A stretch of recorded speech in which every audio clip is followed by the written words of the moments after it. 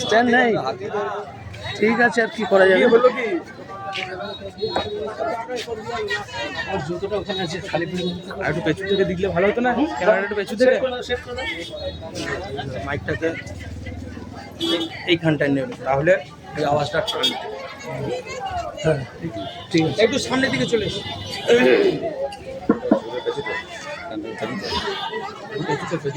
এখানে আমাদের মিছিলে যে সমস্ত মহিলারা বা পুরুষ অংশগ্রহণ করেছেন তাদের উদ্দেশ্যে আমি একটি বার্তা দিতে চাই। বার্তাটা আর কিছু নয়, বার্তাটা হচ্ছে আমার সঙ্গে একটু গলা মেলাবেন। বন্দে মাতরম, বন্দে মাতরম,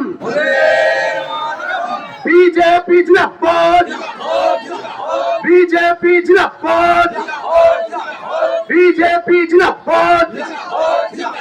চীনের দালাল সিপিএম হুঁশিয়ার, চীনের দালাল সিপিএম হুঁশিয়ার, পাকিস্তানের দালাল টিএমসি হুঁশিয়ার, বাংলাদেশের দালাল টিএমসি হুঁশিয়ার। বন্দে মাতরম, বন্দে মাতরম, বিজেপি জিন্দাবাদ, বিজেপি জিন্দাবাদ। ভারত মাতা কি, আরো জোরে, ভারত মাতা কি, ভারত মাতা কি। বন্দে বন্দে বন্দে। ধন্যবাদ। আমাদের আজকের এই যে পথসভা, এই পথসভা দীর্ঘদিনের পূর্ব নির্ধারিত কর্মসূচি ছিল না। আমরা গতকাল আমাদের পূর্বস্থলী উত্তর বিধানসভার যে জেলার সাংগঠনিক কাটোয়া জেলার সদস্য মাননীয় সঞ্জীব হাজরা মহোদয়, ওনার সঙ্গে আলাপচারিতার মাধ্যমে আমরা সিদ্ধান্ত নিয়েছি গোটা দেশ জুড়ে যে নাশকতামূলক কর্মকাণ্ড চলছে, গোটা ভারতবর্ষের সুস্থ রাজনৈতিক পরিবেশকে ধ্বংস করবার জন্য বৈদেশিক ষড়যন্ত্রের মাধ্যমে, বিদেশি ফান্ডিং এর মাধ্যমে পশ্চিমবাংলা তথা ভারতবর্ষের বিভিন্ন প্রদেশে যে অরাজকতার পরিবেশ সৃষ্টি করে সরকারি সম্পত্তি ধ্বংস করা এবং আমাদের ভারতবর্ষের যশস্বী বিশ্ব বরেণ্য প্রধানমন্ত্রী নরেন্দ্র দামোদর দাস মোদীর কুরুচিপূর্ণ চিত্র অঙ্কনের মাধ্যমে তাকে অপমান করা, তার সঙ্গে সঙ্গে আমাদের পশ্চিম বাংলার একজন সফলতম মুখ্যমন্ত্রী, বাংলার হিন্দুদের হৃদয় সম্রাট শুভেন্দু অধিকারী মহোদয়ের যে প্রতিকৃতি, সেই প্রতিকৃতির ওপরে আপনারা সোশ্যাল মিডিয়ার মাধ্যমে দেখেছেন তার মুখে জুতো পরে এই জিহাদিদের দুটো পুচকে মেয়ে নরেন্দ্র মোদীর মুখে, শুভেন্দু অধিকারীর মুখে তারা জুতো পরে লাথি মারছে। এত বড় স্পর্ধা পায় কোথায়? এত বড় স্পর্ধা এরা পেয়েছে, বিদেশি শক্তি এদেরকে মদত দিচ্ছে। আপনাদের আমি স্মরণ করিয়ে দিতে চাই, বিগত কিছু ইতিহাসের ঘটনা আপনাদের স্মরণ না করালে আপনারা উপলব্ধি করতে পারবেন না। আমাদের বিশ্ব বরেণ্য যশস্বী প্রধানমন্ত্রী নরেন্দ্র দামোদর দাস মোদী, তিনি বিগত 24 লোকসভা নির্বাচনে টার্গেট দিয়েছিলেন যে ইসবার 400 পার, এই যে ইসবার 400 পার যে নারা দিয়েছিলেন আমাদের প্রধানমন্ত্রী নরেন্দ্র দামোদর দাস মোদী, তাকে লঙ্ঘন করবার জন্য এবং গোটা ভারতবর্ষের রাজনীতির ময়দানে বিদেশি শক্তি, তৎকালীন আমেরিকার প্রেসিডেন্ট জো বাইডেন, তার সঙ্গে চীনের প্রেসিডেন্ট তার সঙ্গে কানাডার প্রেসিডেন্ট, তার সঙ্গে বাংলাদেশের প্রেসিডেন্ট ইউনূস, তার সঙ্গে সঙ্গে পাকিস্তানের প্রেসিডেন্ট যৌথ উদ্যোগে নরেন্দ্র মোদীর সাফল্য এবং বিজেপি যাতে কোনোভাবেই এই 400 টার্গেট পূরণ করতে না পারে, তারা লক্ষ লক্ষ কোটি কোটি ডলার তারাই ভারতবর্ষের রাজনীতির কারবারি অর্থাৎ অবিজেপি ভারতবর্ষের বিভিন্ন দেশদ্রোহী রাজনৈতিক দলের নেতাদের ফান্ডিং করেছিল। আর সেই ফান্ডিং করার ফলশ্রুতি হিসেবে আমাদের টার্গেট ছিল এবং সমস্ত এক্সিট পোল 2024 সালের লোকসভা নির্বাচনে যে এক্সিট পোল দেখানো হয়েছিল, বিজেপি এবারে 380 থেকে 90 আসন পাবে আর পশ্চিম বাংলায় 30 থেকে 32টা আসন পাবে। একদম নিশ্চিত ছিল, একদম নিশ্চিত ছিল।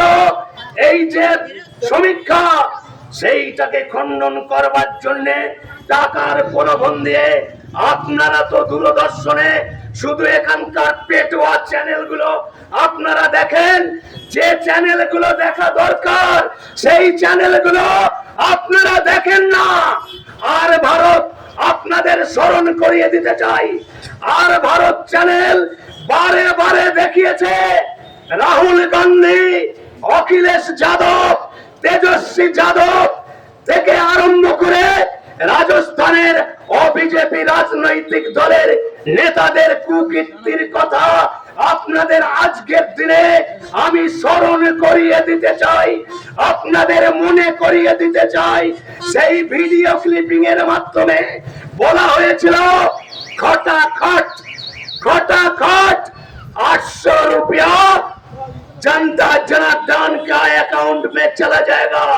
जब सत्ता में आ जाएगा, उत्तर प्रदेश, राजस्थान, बिहार, पश्चिम बंगाल और केंद्र में सत्ता में आ जाएगा, तो सबका अकाउंट में 1 लाख रुपया करके घुसा दिया जाएगा। ऐसा करके जो प्रोपेगेंडा किया है, उसका चलते बहुत जनता जनार्दन प्रभावित हुआ था। क्यों कि बीजेपी को वोट मत दो, इसको वोट दो, ये लोग आएगा तो हमारा अकाउंट में 8000 रुपया आ जाएगा तुरंत, और 1 लाख रुपया हमारे अकाउंट में आ जाएगा। ऐसा प्रोपेगेंडा करके বিদেশি ফান্ডিং ব্যবস্থা করে গোটা ভারতবর্ষের রাজনৈতিক যে মেরুকরণ তাকে তছনছ করে দিয়ে উত্তর প্রদেশের মতো রাজ্যে, যেখানে বিজেপি একা 75টা থেকে 72টা সিট পাবে একদম নিশ্চিত ছিল, সেইটা এইভাবে প্রভাবিত করে ভোটারদেরকে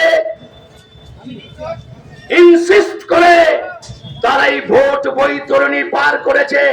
সংখ্যা তত্ত্বের বিচারে তৎকালীন সময়ে বিজেপি 240-এর মধ্যে আটকে গেল, আর পশ্চিম বাংলায় 12টার বেশি সিট পেল না।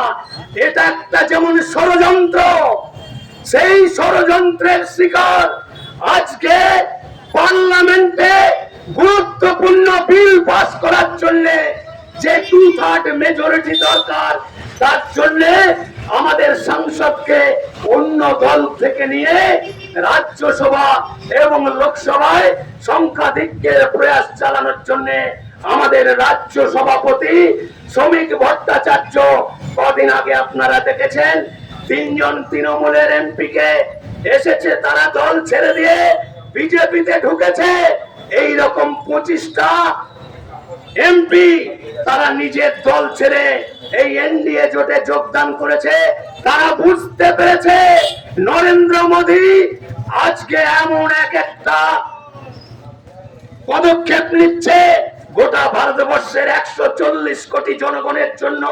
সেই পদক্ষেপগুলো ব্যাপকভাবে মানুষের উপযোগী হবে, তার জন্য এটাকে যাতে ত্বরান্বিত করতে না পারে, ওই খেলা খেলার মাধ্যমে আজকে ককরোচ জনতা পার্টির নাম দিয়ে কিছু জিহাদি সংগঠন যারা ছাত্র আন্দোলনের নাম দিয়ে দিল্লির রাজপথকে উত্তাল করে দিয়েছেন, কলকাতার ধর্মতলায় উত্তাল করে দিয়েছেন। এখানে দেখা গেছে লুঙ্গি পরে মাথায় টুপি দিয়ে নাম করা জিহাদি গুন্ডা মুস্তান এই ছাত্র আন্দোলনের সঙ্গে ঢুকে গেছে এবং তাদেরকে ধরপাকড় করছে। আমাদের সফলতম এই রাজ্যের মুখ্যমন্ত্রী মাননীয় শুভেন্দু অধিকারী মহোদয়ের নেতৃত্বে এই জিহাদি কার্যকলাপ যারা করেছে তাদের জন্য উপযুক্ত ব্যবস্থা নিয়ে এনআইএ ন্যাশনাল ইনভেস্টিগেশন এজেন্সির মাধ্যমে তদন্ত প্রক্রিয়া চলছে। একদিকে দিল্লিতে তার তদন্ত চলছে, ধরা পড়েছে ইতিমধ্যেই 450-র উপরে এই জিহাদি জঙ্গি ধরা পড়েছে। আর পশ্চিম বাংলায় ইতিমধ্যেই 70 জনের চিহ্নিতকরণ করা হয়েছে আর 16 জনকে ধরা হয়েছে। তাদের আরং ধলাই শুরু হয়েছে। আপনারা নিজেরা দেখতে পাচ্ছেন সোশ্যাল মিডিয়ার মাধ্যমে এই যে ব্যাপক বিদেশ থেকে ফান্ডিং এসেছে, এই ফান্ডিং এর মাধ্যমে ভারতবর্ষের রাজনৈতিক পরিবেশটাকে দূষিত করে দিয়ে, কলঙ্কিত করে দিয়ে আগামী 29 সালের যে 29 সালে যে লোকসভা নির্বাচন হতে যাচ্ছে, সেই লোকসভা নির্বাচনে মোদিজির নেতৃত্বে যাতে সফলভাবে তারা তাদের সাংসদ নির্বাচিত করতে না পারে, তার জন্য এখন থেকে এই সমস্ত দেশদ্রোহী শয়তান ভারতবর্ষের রাজনীতির কাছে আপনাদের জানা আছে কিনা আমি জানি না। আপনাদের জ্ঞাতার্থে আমি বার্তা দিতে চাই, সারা ভারতবর্ষে ভারতীয় জনতা পার্টি ছাড়াও আরো 1200-র উপরে রাজনৈতিক দল আছে। তাদেরকে ইনসিস্ট করে, তাদের মগজ ধোলাই করে লক্ষ লক্ষ কোটি কোটি টাকা তাদের দিয়ে নরেন্দ্র মোদীর কে কলঙ্কিত করতে চাইছে। আমাদের ধর্মেন্দ্র প্রধান পদত্যাগ করেছেন, তারপরেও সেটাকে জিয়ে রাখবার জন্য নতুন কৌশল নিয়েছে। কে জানেন? নতুন কৌশল নিয়েছে আর একজন দেশের আইন বিভাগের আইনজ্ঞ যে কপিল সিব্বল এই পশ্চিম বাংলার জনগণের করের টাকায় মমতা বন্দ্যোপাধ্যায়কে বাঁচানোর জন্য মিথ্যে সওয়াল করে মমতা ব্যানার্জি তার দলের দুর্নীতিকে আড়াল করার জন্য লক্ষ লক্ষ কোটি কোটি টাকা এই কপিল সিব্বলকে দিয়ে সমস্ত আইনি প্রক্রিয়াকে বানচাল করে দিয়েছে।